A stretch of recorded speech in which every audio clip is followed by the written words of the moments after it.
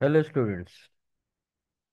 इस वीडियो में हम आगा खान बोर्ड के सेकेंड ईयर के यानी पार्ट टू के 11.2.5 एसएलओ को देखेंगे, जिसका सब्जेक्ट है write a C plus plus program in which variables are declared with different data types.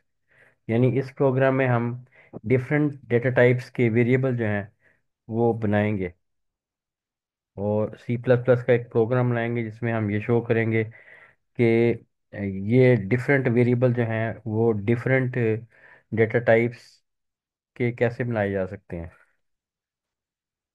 तो सबसे पहले here is a C++ program that demonstrates the declaration and initialization of the variable with different data types. This example covers integer types, floating types, character types, boolean types and string types. तो इन types के हम जो है variable जो है हम create करेंगे। सबसे पहले फर्स्ट लाइन जो हम लिखते होते हैं हैश सिंबल के साथ स्टार्ट करते हैं। Include IO stream, input output stream, जो कि सी आउट और सी इन के लिए यूजुअली इस्तेमाल होती है। उसके बाद यूजिंग नेम स्पेस एसटीडी, और उसके बाद एक और फाइल हम स्ट्रिंग ऑपरेशंस के लिए यूज़ करेंगे, वो इंक्लूड कराएंगे हैश सिंबल के साथ इंक्लूड, और एंगल ब्रैकेट में स्ट्रिंग लिखेंगे क्योंकि हेडर फाइल का नाम स्ट्रिंग है। उसके बाद मेन फंक्शन हम स्टार्ट करेंगे इंट मेन, और पैरेंथेसिस होती है यहाँ पे और कर्ली ब्रेसेस से स्टार्ट होता है। इंटीजर टाइप का एक वेरिएबल बनाएंगे और उसमें वैल्यू स्टोर करवाएंगे। इंटीजर एज नाम का एक वेरिएबल इंटीजर टाइप का बनाया जिसमें 25 वैल्यू जो है वो स्टोर करवाई गई। उसके बाद हमने एक शॉर्ट टाइप का एक वेरिएबल बनाया, सॉरी शॉर्ट टाइप का एक टेम्परेचर वेरिएबल बनाया जिसमें -10 स्टोर कराया गया। तो ये भी एक डेटा टाइप है। नेक्स्ट आपके पास लॉन्ग टाइप एक वेरिएबल बनाया जिसका नाम पॉपुलेशन था, उसमें ये वैल्यू 700000 जो है वो स्टोर करवाई गई। उसके बाद एक और वेरिएबल बनाया गया जो लॉन्ग से भी ज़्यादा बड़ा था, उसका नाम है डिस्टेंस टू स्टार, और उसमें ये वैल्यू 94500000000 और सिंगल ज़ीरो, ये वाली स्टोर करवाई गई। इसको लॉन्ग लॉन्ग इंटीजर कहते हैं। उसके बाद फ्लोटिंग पॉइंट वैल्यू स्टोर करने के लिए आपने फ्लोट की डेटा टाइप जो है ली और उसका वेरिएबल का नाम रखा हाइट, और 5.9 जो है इसमें स्टोर करवाया आपने। इसके बाद फ्लोट के बाद आपको पता है कि ज़्यादा प्रिसीजन अगर आपने देखनी हो तो डबल, फ्लोट के बाद डबल का नंबर आता है तो डबल में आप पाई वेरिएबल का नाम रखा और 3.14159 ये वाली वैल्यू जो है डबल प्रिसीजन के साथ ये आपने यहाँ पे स्टोर करवाई। नेक्स्ट आपके पास जो है फ्लोटिंग पॉइंट, ये sorry double precision floating point ये नंबर हो गया। उसके बाद लॉन्ग डबल, आपने एक लॉन्ग डबल डेटा टाइप और उसमें उसका वेरिएबल का नाम ई रखा और उसमें आपने वैल्यू ये वाली स्टोर करवाई। तो इस तरह से मुख्तलिफ किस्म की डेटा टाइप के लिहाज से वेरिएबल जो है आपने क्रिएट किए। नेक्स्ट आपके पास एक करेक्टर टाइप का वेरिएबल भी होता है, करेक्टर डेटा टाइप होती है।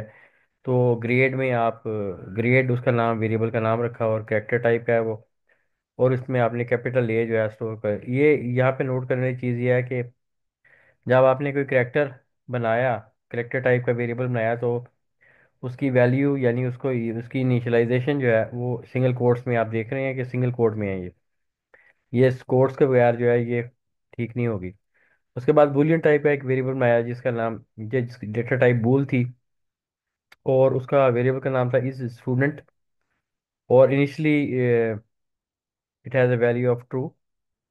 उसके बाद स्ट्रिंग टैग पे एक वेरिएबल बनाया जिसमें आप अपने नाम रखा, उसका नाम रखा नेम, और वो स्ट्रिंग टाइप का है क्योंकि तो स्ट्रिंग टाइप का हो गया, और उसमें आपने डबल कोट्स में वैल्यू रखी। ये नोट करें कि यहाँ पे सिंगल कोट इस्तेमाल होते हैं करेक्टर में, लेकिन स्ट्रिंग में हम डबल कोट्स इस्तेमाल कर सकते हैं। नेक्स्ट आप आउटपुट की बात आती है, तो आउटपुट कैसे करेंगे। Output of the values of the variables, integer type की जो आउटपुट है वो हम देखते हैं।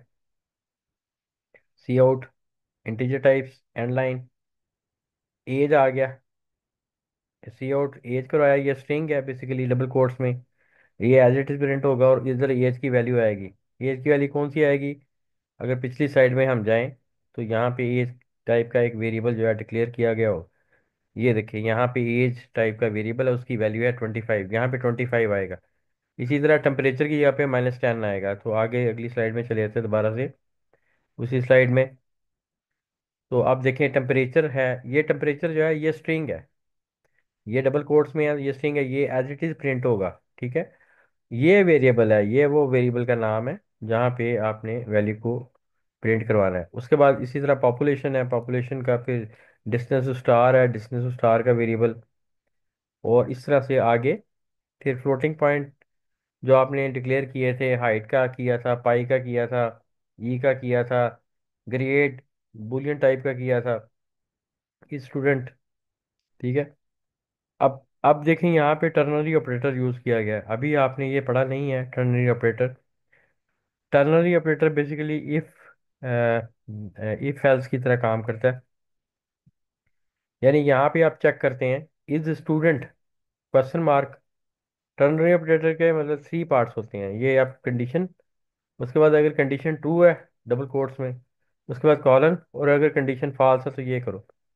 यानी ये कंडीशन आपने लगाई इज स्टूडेंट क्वेश्चन मार्क, तो अगर ट्रू होगा तो यस आएगा, अगर फॉल्स होगा तो नो है, नो आएगा। ठीक है, नेक्स्ट आपके पास इस तरह से स्ट्रिंग टाइप जो है उसमें नेम जो है आपने डिस्प्ले करवा दिया, ये डबल कोट्स में, और ये नेम की वैल्यू जो है जो भी आपने वहाँ पे एंटर करवाई होगी, जो पिछले प्रोग्राम में पीछे आपने करवाई है, वो यहाँ पे एज इट इज प्रिंट होगी। ठीक है, नेक्स्ट अगर आप इसकी आउटपुट देखना चाहें तो इसकी आउटपुट जो है इस तरह की आएगी।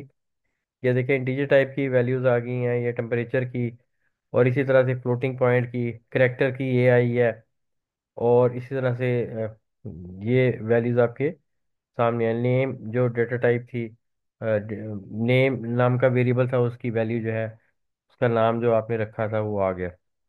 तो इस तरह से डिफरेंट टाइप के वेरिएबल्स आप बना सकते हैं, यानी कि वेरिएबल जो डिफरेंट टाइप्स की वैल्यू को स्टोर करवा सके। यानी इंटीजर है, फ्लोट है, फ्लोटिंग पॉइंट है, डेसिमल मतलब लॉन्ग है, ठीक है, डबल है, स्ट्रिंग है, इसके बाद फिर करेक्टर है, तो ये बूलियन।